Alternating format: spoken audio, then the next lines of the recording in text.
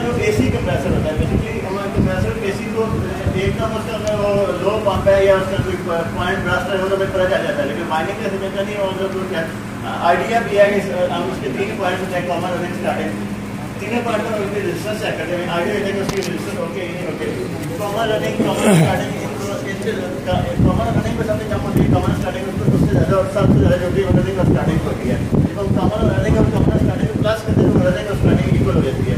तो इसके मुताबिक आ रही है जिसके मतलब हमारे कंप्रेसर की वाइंडिंग होती है, कोई इशू नहीं है। फिर इसकी अकॉर्डिंगली नहीं आ रही, इसके मतलब हमारी कंप्रेसर की वाइंडिंग वीक हो चुकी है, तो इसमें हमको उसको कंप्रेसर को चेंज करना पड़ेगा। तो ये सिर्फ नॉर्मल एसी है, नॉर्मल एसी का कंप्रेसर है।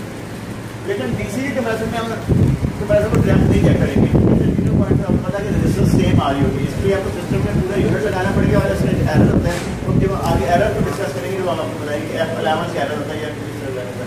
लेकिन कभी भी अगर डीसी कंप्रेसर को ड्रैप नहीं चेक करना, इसलिए आपको पूरा सिस्टम लगाना पड़ेगा। जो एरर कोड होगा उसके अकॉर्डिंगली आपको इशू रिजॉल्व होगा।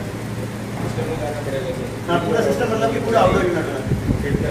हाँ जी, पूरा इंडोर आउटडोर फिक्स करेंगे। उसको अगर कंप्रेसर मतलब एरर देगा, एरर आगे डिटेल हम डिस्कस करेंगे कंप्रेसर को कौन सा एरर होता है, मोटर कौन सा एरर होता है। ऑन करेंगे। हाँ जी, बंद नहीं होता। हाँ, यूनिट को पूरा चलाना पड़ेगा उसको। और जी बिल्कुल। दूसरा एक इशू ये होता है कि हमारे जो नॉर्मल एसी है उसमें अक्सर ये होता है कि हमें हमारे पास ये टर्मिनल कवर नहीं होता, या उसमें ये जो यहाँ पे एसी होती है वो बैठ जाती है। तो हमने नॉर्मल एसी में तो हम उसकी रजिस्टर चेक करते हैं कि कॉमन है या स्टार्टिंग है, लेकिन इसमें हमें नहीं पता चलता कि कॉमन कौन सा है, कौन सा स्टार्टिंग होना, 3 पॉइंट सेम आ रहे होते हैं। इसके लिए अब कनेक्शन कैसे करना है कि ताकि कनेक्शन अगर वोल्टेज करेंगे तो डेफिनेटली कुछ इफेक्टिव हो जाएगा। पावर मीटर में तो मेंशन है कि ये बात यू पे लगनी है, बी पे डब्ल्यू पे यू बी डब्ल्यू पे कॉमन रहने का स्टार्टिंग। मैं ना जाया जी गुजराल है पांच बाद ये एक गुजराल है जी गुजराल है मतलब ये लगा ये हमारा एक टर्न का प्लस होता है। हां कल दे दे, ये इसका सेंटर पॉइंट है, ये देखिए वाला ये जो पैनल होने का है जो यूजर इसमें कनेक्शन आपको कैसे करना है कि इसमें 3 पॉइंट है यू बी और डब्ल्यू। कौन सी वायर किस पे लगानी है, सेंटर पॉइंट के साथ जो बिल्कुल अपोजिट जो बिल्कुल उसके सामने पॉइंट आ रहा होगा ना वो हमारा यू पॉइंट होगा, यानी जो वायर वहाँ से यू से जो कॉमन आ रही होगी वो हम यहाँ पे लगाएंगे। अगर यहाँ पे दूसरी वायर लगा देंगे तो कनेक्शन हमारे रॉन्ग हो जाएंगे। तो मतलब इसलिए जब भी आप डीसी मीटर कंप्रेसर के कनेक्शन उतारते हैं दोबारा लगाने या तो पहले आपको प्रॉपर पिक्चर दे रहे हैं, उसकी आपको आइडिया हो जाएगा कि ये कनेक्शन यहाँ पे लगा होता है।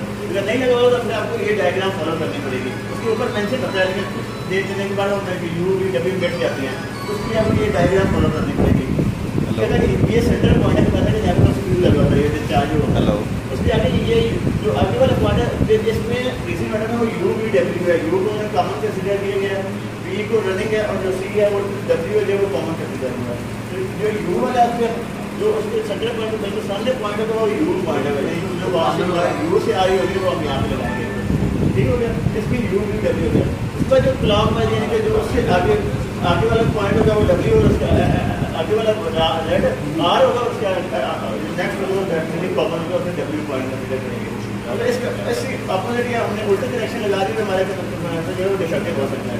इसलिए जब भी हमें डीसी कंप्रेसर कनेक्शन उतार दें या फिर प्रॉपर एक डायग्राम बना लें, पिक्चर ले लें ताकि कनेक्शन आप प्रॉपरली लगा सकें। अगर नहीं होगा फिर आपको ये डायग्राम फॉलो करनी पड़ेगी। यानी अगर आप इसमें रेजिस्टेंस के थ्रू कंप्रेसर की कनेक्शन नहीं कर सकते, ये जुड़ने का ये स्टार्टिंग है ये कॉमन है, क्योंकि आपको 3 पॉइंट पर रेजिस्टेंस सेम आ रही है। ठीक है, डायग्राम आप ले लीजिएगा, ये फॉलो करेंगे तो आपको